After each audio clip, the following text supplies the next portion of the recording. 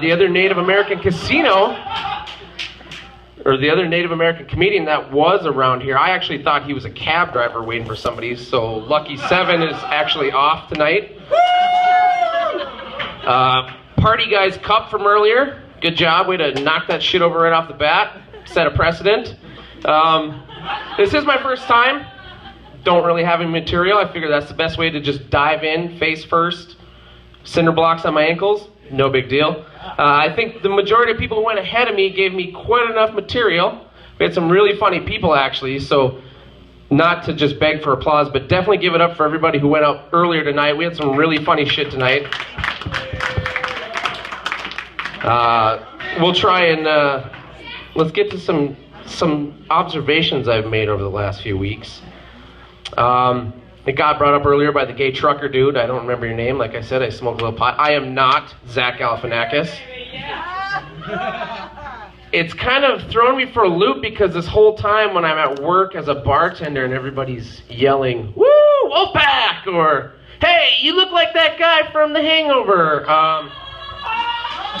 I realize they're not talking about Bradley Cooper, so it's kind of changed my perspective on a few things. Fuck it, I guess I'll be the semi-short, semi-fat dude with a sweet beard. I'm okay with that. Big fan of the Hangover movies, so I guess that's a compliment. I'm not a fan of hangovers as far as in life. I turned 30 and really cut back on my drinking, decided to become an adult and smoke pot. If you haven't tried, I definitely think that once you're an adult, you should give it a try. It opens up your mind to some new perspectives. One thing I've learned from pot is, and some of you may know this, smoking pot and eating pot, two completely different stories. The first time I ever consumed pot was without me knowing it, which led to me deep-throating a hoagie in front of my roommate while he looked at me super confused. What were you doing deep-throating?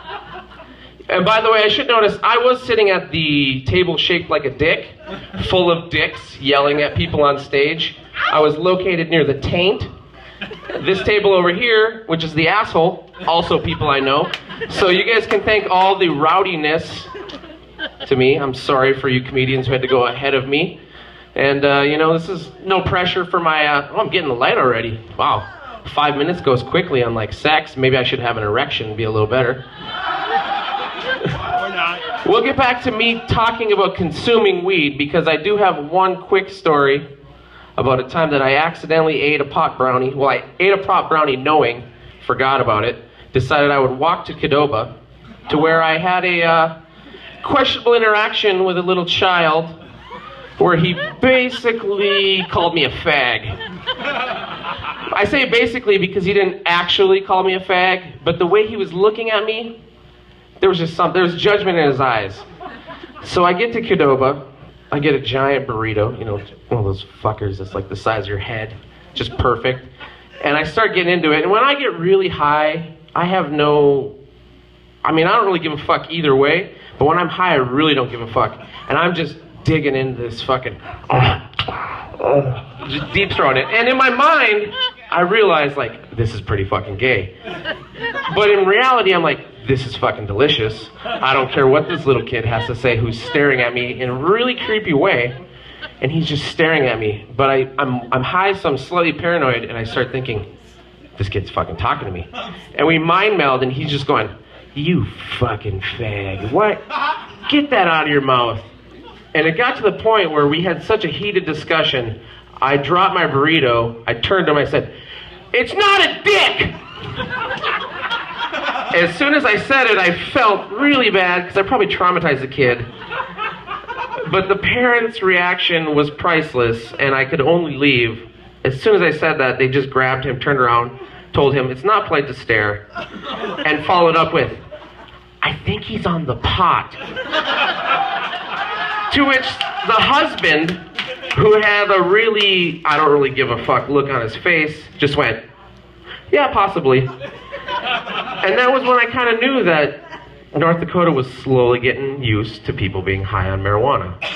So the moral of this story is, It's okay to be high. It's okay to be high in public. It's okay to be high in public while drunk on stage at the Pickled Parrot, which actually kind of looks like a place.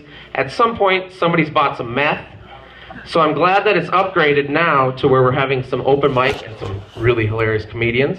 And let's give it up for the next person coming up.